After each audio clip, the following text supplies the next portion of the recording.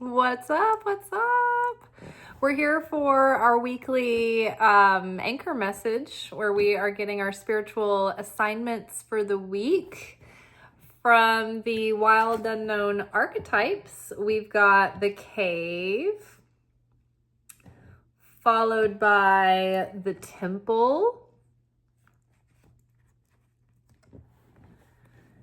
and followed by father. Underneath cave, we have judgment. Underneath prayer, we have 5 of wands. And underneath father, we have 8 of cups. Good stuff. Well, as you know, we're still in the counting of the Omer, and so we are experiencing a time of sort of like challenges and testing. And this is a 49-day period that stretches from Passover, which is the last day of Passover when the parting of the Red Sea splits. And then it goes for 49 days, and the 49th day is when the Israelites reached Mt Sinai, where they consecrated themselves, and then God came and spoke to them and gave them the Torah. And during the time of when they had gotten to Mount Sinai and they'd consecrated themselves, they were still really high on the miracle of the splitting of the Red Sea. It was all fresh. They were very unified and feeling that total unity and total certainty in the Creator against all logic and reason. And they were experiencing like miracles, like they were experiencing like their like limbs would be regrowing and like a miraculous like healing and sort of like a brief stint of like immortality, like how you would imagine if we didn't have the influence of death and decay and sickness and illness and evil in this world, destruction. They were like living in that state of like being back in the garden once more until they started getting, started bickering and becoming divisive and negative, and they let that seep in and dilute that purity. That's when they started falling on hard times again and being challenged. So the light that we're exposed to during Passover is a very high level, refined quality of the light of the Creator. And in order to really like get that into our battery banks and embody that into ourselves without creating the phenomenon called bread of shame, we have to go through a process of earning that light and then integrating it into our understanding and into our being. And so that's what these 49 days are. It's like filtering that light through all of the dimensions and attributes of our soul and taking us through like triggering moments that test us, moments that sort of like take us through scenarios where we've done a lot of growth and learning and saying like, how can we meet this moment now, having all the experience that we've gained, kind of thing. So we're revisiting things. We're coming up against like old patterns.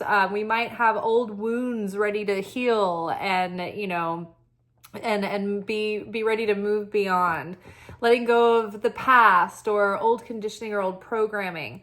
So this is a potent time, a very prime for opportunity to plant seeds of growth and change, and even to plant seeds of miracles. But it takes our awareness and our presence through this period. So when we get those triggers, it's good to not avoid them or shy away from them, but really examine them and really embrace the circumstances that are offering us those opportunities to see the parts of ourselves that need to grow and change. Because the growth parts of ourselves, I know it doesn't sound always that glamorous, like, ooh, great, I can't wait. See, I get to experience more than I get to refine and change, like big bonus.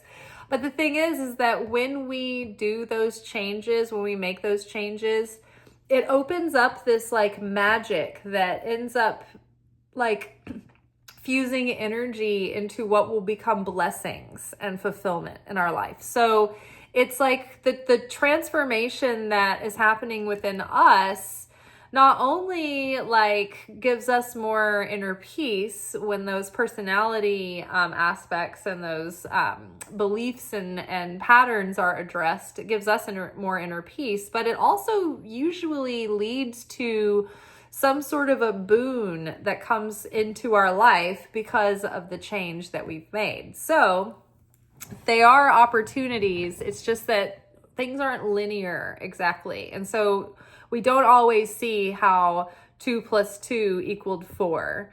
You know, we have to trust the process and trust the plan and trust the route that we don't necessarily understand or see, right? When the Israelites went into the wilderness with Moses, they didn't have a route or a plan or a specific place they were going. There was just a promised land, and they were being taken through this uncharted territory with no idea of how long or where or how far. But they just knew that they were going somewhere, and they knew God was taking them, but they didn't know where, and they had to trust, right? So we are put in this position yearly, almost daily actually, during the counting of the Omer. And this is a time where we can experience rapid and deep transformation, the transformation that we sought after during Passover, when we left Egypt, when we left the Pharaoh. It's like, that's the big exciting part. We're like, we're leaving you, Pharaoh. We're getting out of Egypt. And then the real change, like that moment happens when we walk out the door and, you know, tell them how it is and say, talk to the hand because the face don't want to hear it. RESPCT. And then that's like the easy part. You know, we put our cigarette out, we put our leather jacket on, and we slam the door behind us. Don't let the door kick you on the way out. But then the real process happens when the high of the euphoria, the shock of everything falling apart and leaving. You know how like right after a breakup, you have this like sort of radioactive glow around you because you're like, everything's falling apart and you're kind of in shock and you're kind of like in this like weird adrenaline, euphoria, fear. All of it is like in sort of this like big goulash of emotion and like raw chaos energy to be formed and shaped, and you feel the potential. You feel everything's up in the air and anything's possible. Well, that part kind of cushions you. And then, you know, once you land when the dust settles and you're like, well, I'm in the wilderness now, that's when the real challenge starts. That's when the real transformation happens. It's like you signed the contract when we left Egypt, but we actually have to follow through on the deal during the 49 days. So let's listen to the audio really quick, and when we will come back, we'll talk about the cards in more detail. This week we have a potent opportunity to turn inward to uncover the truth of our authentic spirit within, shedding layers of what wasn't truly us, the limiting beliefs, the programming, values, defense mechanisms that only serve to stand in the way of aligning with our divine destiny, our true selves, and our higher purpose. We rip down the veils of darkness, vitriol, and bitterness that keep us separate from God. We forgive the human for not living up to one archetype and who sometimes prove to be a darker one. As we let go of the weight of bitterness, we can see that every aspect of our lives has happened in order to trigger the awakening and refinement of our higher self.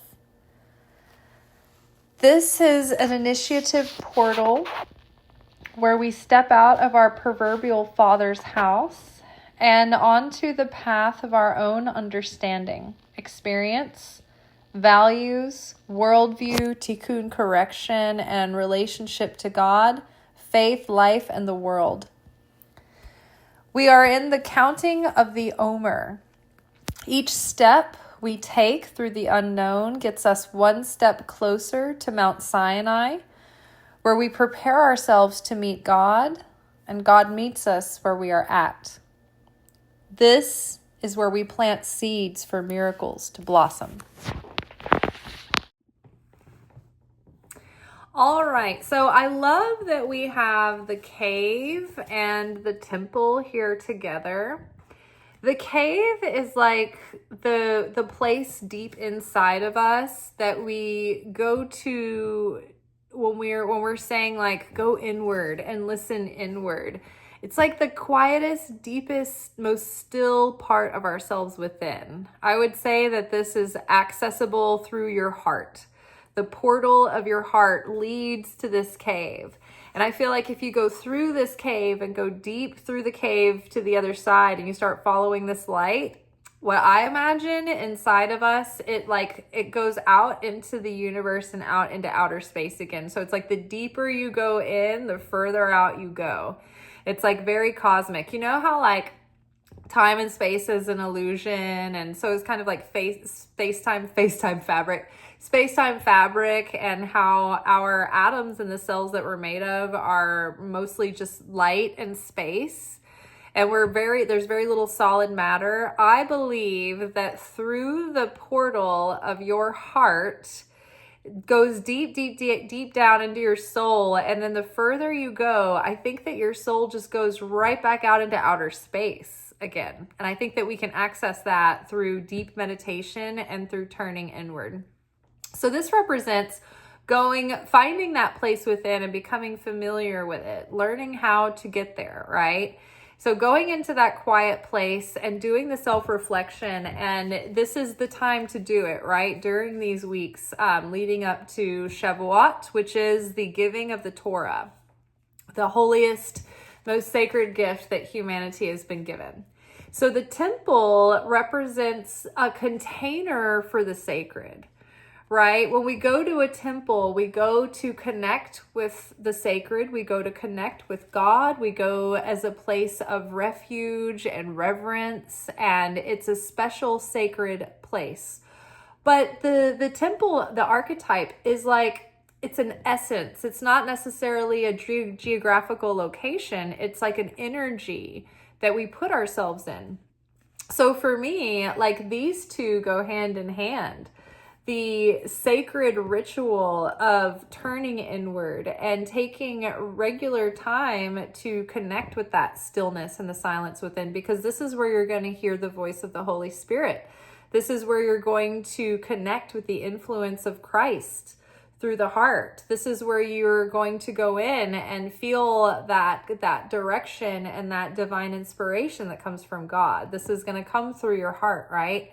And so in order to connect with this, though, we have to protect space around it. We have to allow for enough time and quiet and solitude to be able to access that. And so we have to treat that part of our life just like we would a temple.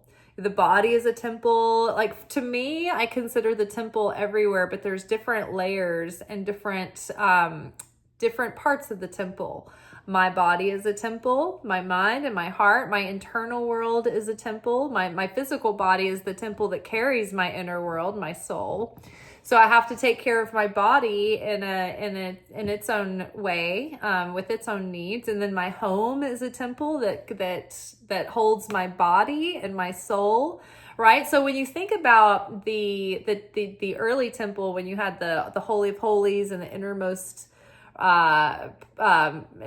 chambers, you start to think of that. Okay, well, my home is kind of like the outer temple, and then my body is going more, inward and deeper into the temple, and then the Holy of Holies, where only, you know, the high priest can enter to meet with God. Like that's like our soul, the seat of our soul within the deep within our heart, right?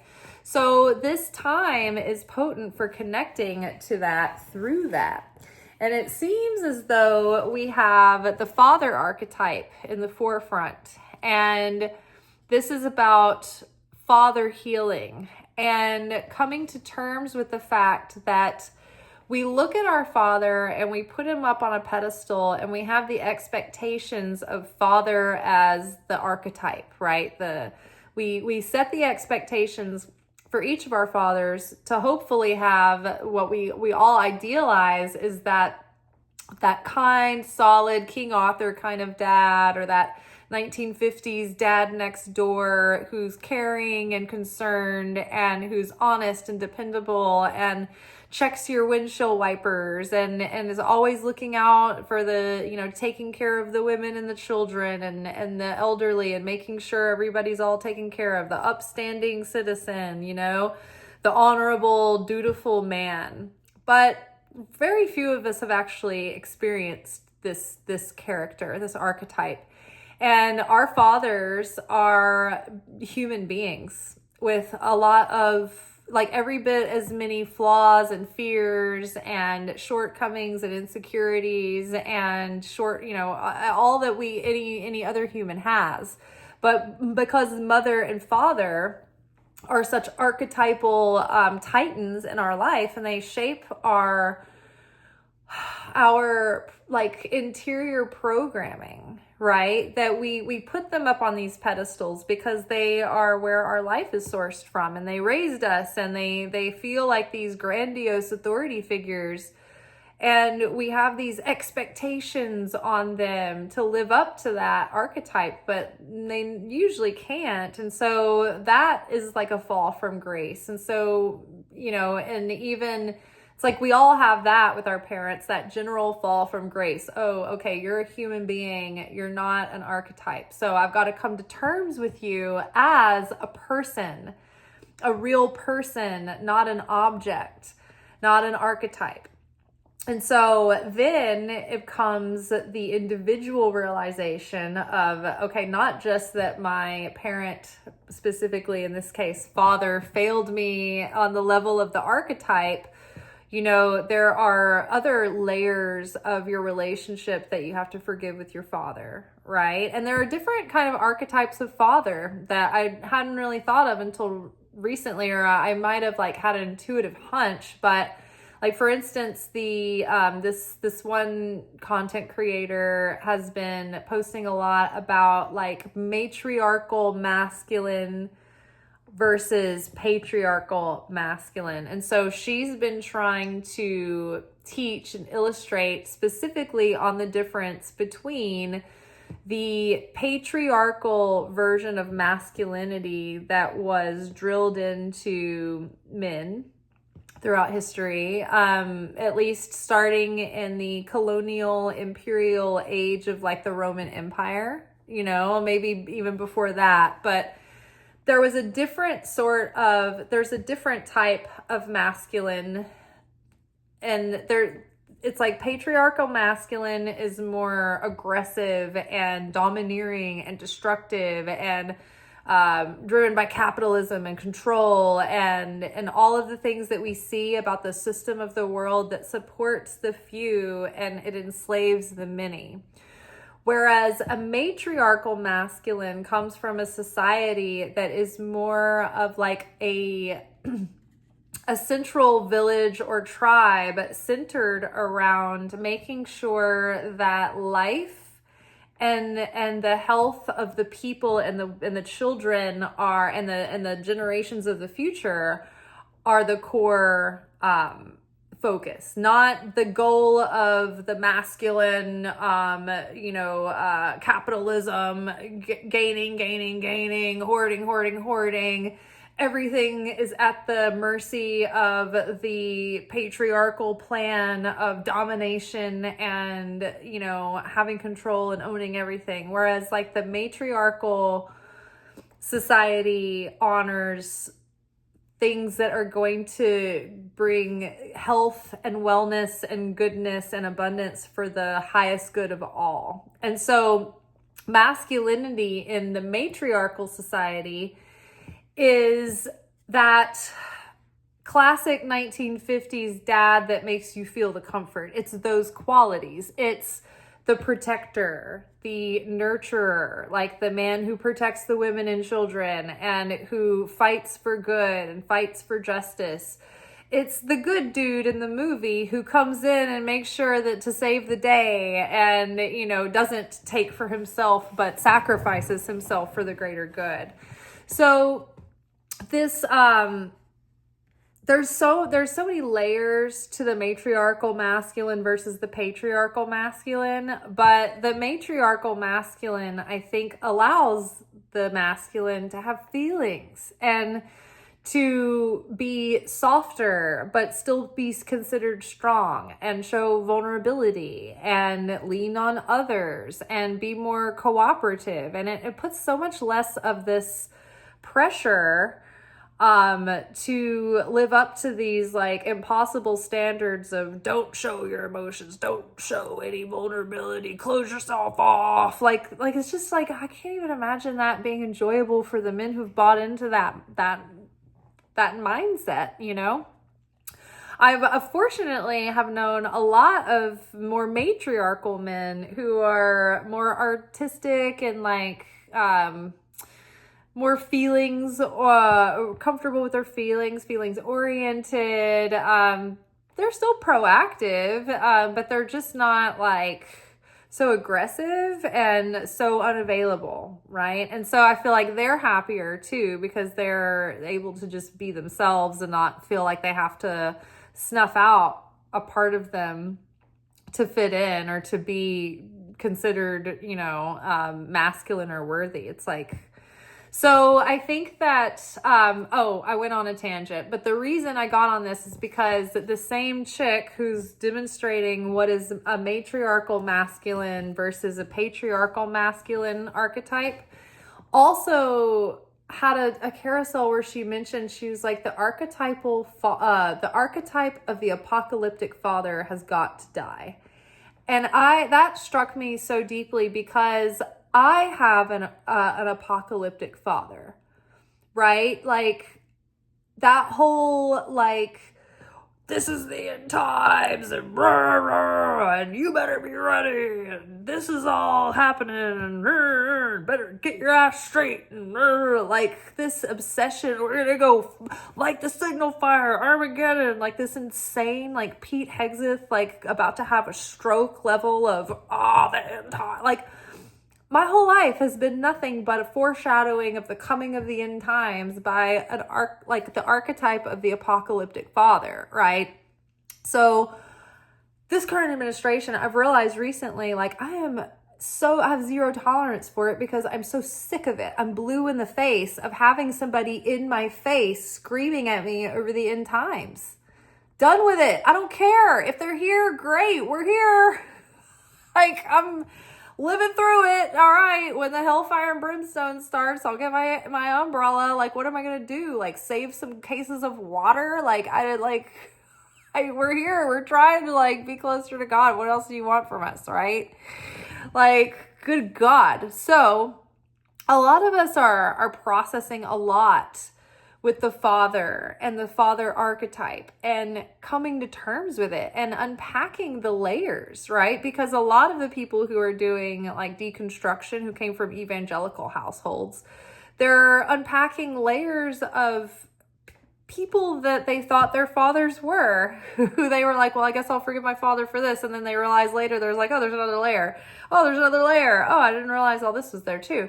So it's like, I think that with the world being at large, like collectively shifting and late stage capitalism and the toxic patriarchy basically throwing a fit, look at all the destruction going on in the world right now. Look at all the men who are going nuts, like mass murdering people, killing their wives and kids. Like, it's insane. It's insane. People have lost it. The men on the street rage baiting, passing women, making videos, harassing them. Like, that's just just turning into like normal zeitgeist. Like, what? How have we gotten here? So there's so much being processed right now. And if you're one of the men watching this channel, because I have sometimes 100% of my demographic is men between the ages of like 35 and 65. So if you're here, you've obviously lived through and experienced this, but you're probably not that guy yourself, but I'm sure you know plenty of them, right? And even if we are not that guy ourselves, there's still like all of this programming that we're not even aware of, that like we catch wind of like in little bits. It's like trying to decolonize my own self, right? And unpack the imperialism and the white supremacy that I have been steeped in, just being a white person that grew up in the South. I don't believe in like supremism in any way. And I don't believe in colonial imperialism, but here I am, a settler on a land that's not mine, but not by my choice, right? So I have to re-examine assumptions that I have as well. And so a lot of times, like, I will stop scrolling and make it a point to listen to, say, a person of color or a person in a different country from me, experiencing something very different than I know. And I just stop and listen to them so that I can understand more from outside of the box that I've been taught from, right? And part of one of the things that I have treasured about my life was the time that I was able to go travel.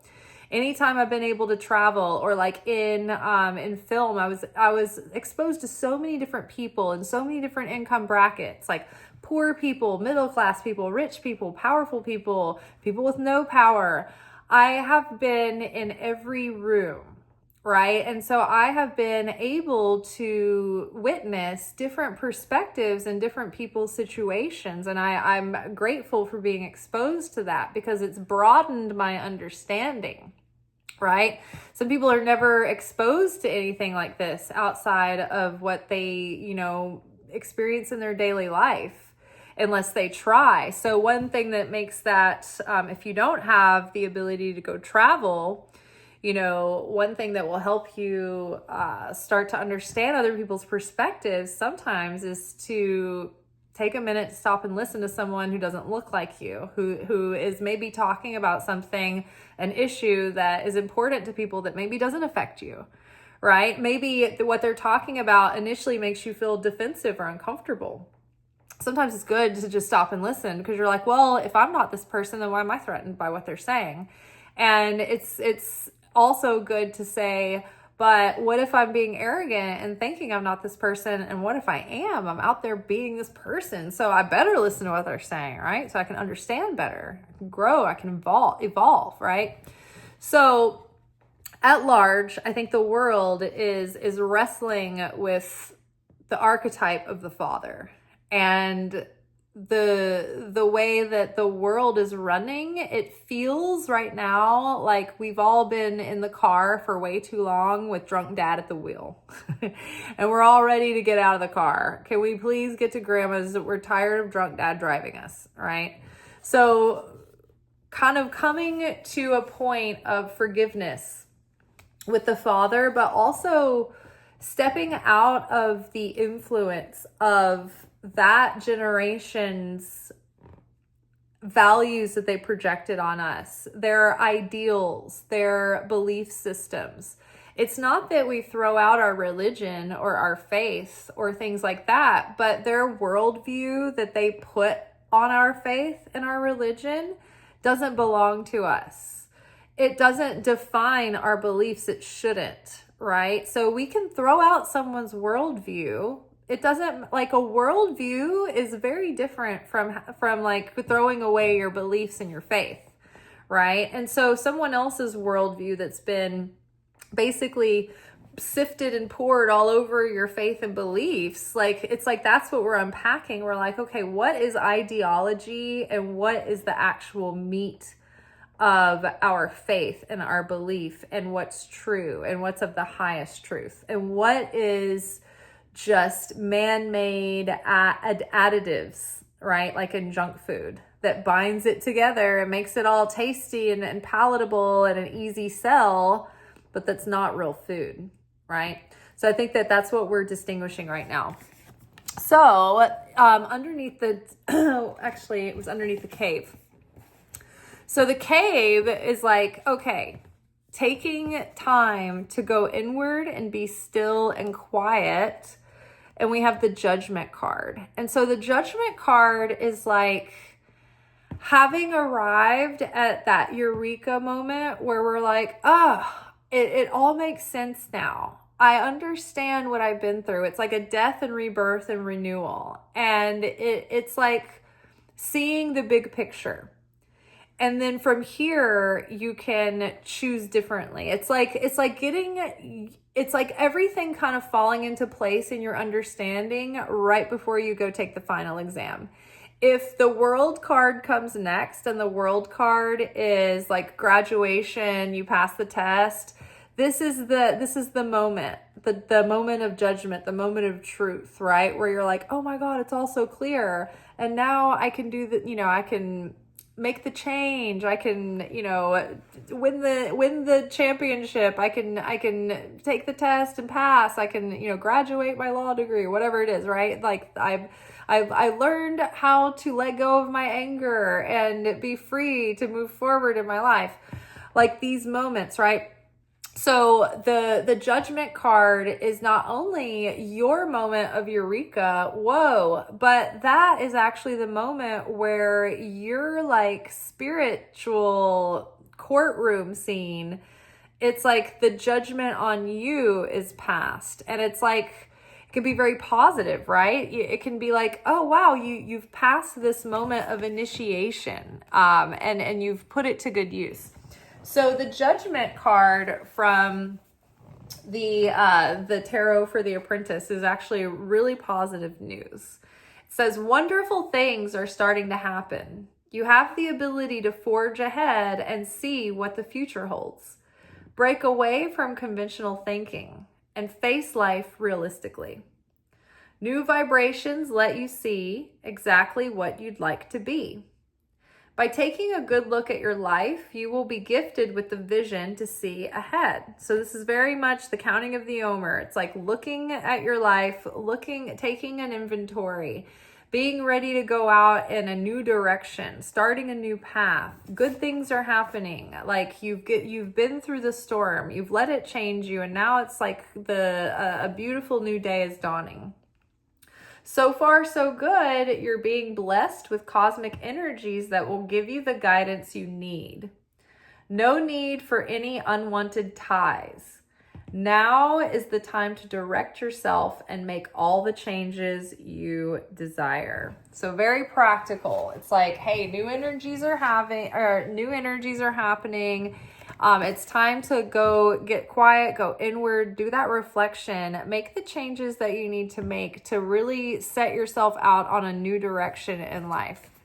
Take advantage of of this moment, of this primed opportunity. And so the temple, holding what is sacred, seeing things as sacred, recognizing what is sacred. And it's paired with the 5 of Wands. The 5 of Wands card is a card about conflicting agendas. Like there's something it's like you are using this moment to see your inner conflicts and your inner conflicting desires that are creating booby traps for you of self-sabotage that keep you from moving forward. Do you have conflicting beliefs? Do you have like something inside of you that's pulling yourself one way when you feel like you're also being pulled another? Or do you have like other people's projections and expectations on you that are conflicting with your own desires? So when we read the Five of Wands, it says opposing energies are creating agitation. So this is the trigger, right? This is the gift of the Omer, the opposing energies right now that are causing aggravation in you. This is the gift, because this is showing you what's off and what needs tweaking from your consciousness to your thoughts, your heart, your actions, your behaviors, your subconscious reflexive responses, patterns, all of it can be made clear to you right now, because this particular window in time is the time of year that it's set aside to do this. So more so than even if you were like, you know what, in the middle of February, you're like, you know what, I really want to like get to the bottom of this. I want to do some spiritual growth. I'm going to do a little workshop and try to like see myself clearly. Nothing is going to happen nearly as potently as the things that are irritating you over the last couple of weeks and the next couple of weeks, right? So pay attention to those things, because those are like the highlighted main lessons that if you can kind of deal with those, it will get a lot of the roadblocks out of your way, open up for a lot of flow and a lot of growth and a lot of change moving forward. So, opposing energies are creating agitation, struggle, endeavor, labor and strife, competing strongly, sharp as a knife. You are feeling the stress of continuous competition.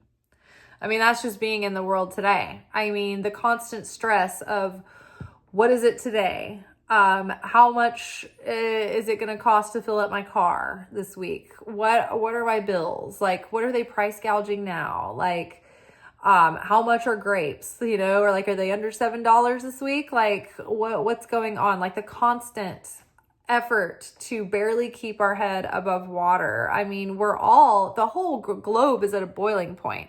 I literally, I follow this woman named Sarah. I can't remember her last name, but she lives in Iran. I think she was a Canadian citizen for a long time. She's, I think, genetically Iranian, and she has family in Iran, so she's been a dual citizen. So she's had access to internet because she has a VPN. And so I think she used to do journalism and work in politics and things. So she's very articulate. She's very good at kind of giving you the lay of the land and keeping you updated with the moment. And basically everything that she's describing that their government is kind of putting them through right now with the cost of living over there is insane. Price gouging things, doing things that are in the government's best interest, but not in the people's best interest. And so when she's describing these things, I'm like, wow, that sounds pretty much just like here right now, the basic complaint of the average American citizen. So we're starting to realize that our problems are not unique. In the countries right now that are having these intense issues, it's all because of the same kind of sourced problem. It's all, it's our problems are all connected. And it's that's why I don't see us as, I see us as a global community. The citizens of the world, we're all eating the same shit sandwich, and the same cafeteria is putting out the same shit sandwich, right? So we have more in common than we have differences. And so, everything that each country is doing is affecting the other countries too. So it's not even we're isolated on our own little islands. We're all in this together, so I think we're all feeling the pressure of just what it takes to get by in life. And that's another thing. That's why the capitalism is cracking and the patriarchal colonial imperialism is cracking, because it's not worth keeping up. It only benefits a couple of people and it puts everyone else in a living hell. Whereas a matriarchal society isn't a society that's run by women it's not the same. It's not just the reverse where women are in charge and we're going to oppress men. That's not it at all. It's like the pressure is much more off of everyone, because the core focus is making sure that everyone's basic needs are met before everyone's hoarding and taking for themselves. It's like you are making sure everyone is at a base level of good, and then people are free to thrive from there. And so it puts so much pressure off of the men who are like claustrophobic and clawing at the walls of the cage of patriarchy, where they're forced to live at like an inhuman level of expectation with like no enjoyment, and no ability to let their heart show, or let their burdens down or anything. It's like they've been treated like tools, be this, be that, be, this. And when we need you to come be a soldier and do, it's like you're objectifying. Men are objectified too, just in a different way. And so the patriarchy objectifies women, but they also objectify the men too. Whereas in a matriarchy, people are seen for their humanity, and they're appreciated for their humanity. And the life of the children, which is all of us, is at the center of the values and the drive of the society. How are the children taken care of? What about future generations? It makes sure that everyone is taken care of, that the whole society is healthy and thriving. So, situation, let's see, you are feeling the stress of continuous competition. Situation now calls for clarity. Be firm and state the facts. So a situation calls for clarity, be firm and state the facts. We're getting clarity on ourselves, on, the man behind the curtain, all of it. The clarity is internalized, it's externalized, it's everywhere. So much clarity. Don't be afraid to give the facts to get the cooperation you require. I'll say that again, because that's helpful. I think I've been sort of like, sometimes, we're afraid, we're like walking on eggshells. We don't want to say anything. But like, this is a situation that says, no, don't be scared to speak up, say what you need so that the situation can, evolve the way it needs to. Don't be afraid to give the facts to get the cooperation you require. Something is not functioning. It's better to say something rather than like let it, keep falling to waste, because you don't want to be the bearer of bad news, or you don't want to be that squeaky wheel or whatever. All right. And then underneath Father, we have the 8 of Cups. Now this vibe to me, this combination reminded me of when Abraham left his father's house. In the early Old Testament, Abraham and his father were part of a nomadic tribe of people who were pagan. And Abraham started getting these inklings and messages from God that God was one God, and they were doing it all wrong. And so Abraham was like, oh, this is going to be inconvenient.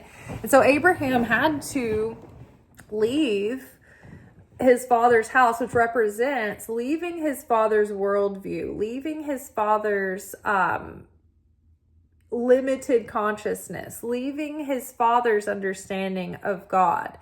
Every person before the age of 12 is sort of under their parents' tikkun. When you're a child, everything that happens to you is really more to do with your parents' tikkun and their correction. But when you are bar mitzvahed or bat mitzvahed at age 12 for girls, 13 for boys, then that means that you are now outside of your parents' tikkun, and your relationship and your soul and your progression of your soul and your relationship with God is now yours. It's on your own. It's not necessarily attached to your parents anymore. So in a way, that's like when we all leave our Father's house, we're responsible for our own soul and our own soul's awakening and our own soul's development and correction and healing. And what if that requires you to have to rebel against something your father gave you or taught you or instilled in you that turns out to be not correct, not right, right? So you have to, it's like Jesus said to his followers, he's like, if they were like, well, isn't it the most important thing that you honor your father and mother? And he's like, yes, that's a really high commandment. But if you can't go against your father or mother, if you need to choose me instead, like if you have to choose between your father and mother and keeping them happy and not like making waves with them, but it means that you can't follow me and follow me follow Christ consciousness, then you're not worthy of me, right? So it's like sometimes, when it comes to our own relationship with God, with our own soul correction, we have to step out of our Father's household, our Father's worldview, worrying about whether or not we have Father's approval, whether we're being obedient to Father. Like at some point we have to step out as our own person, as an adult with autonomy and who has to answer to their own correction. At a certain point, if we died today and we're in Judgment Day and you're an adult, and the heavens are like, hey, this thing over here, like, what's up with that? And you're like, well, I was just obeying, being a good daughter or a good son for my dad. It's because my dad said that I didn't want to piss off my dad. And it's like, well, you're not really beholden to your dad as far as how you treated the soul deposit we gave you. You didn't develop your soul because you were just trying to please your father, but you didn't ever actually develop your soul because you were too worried about pleasing your earthly father, right?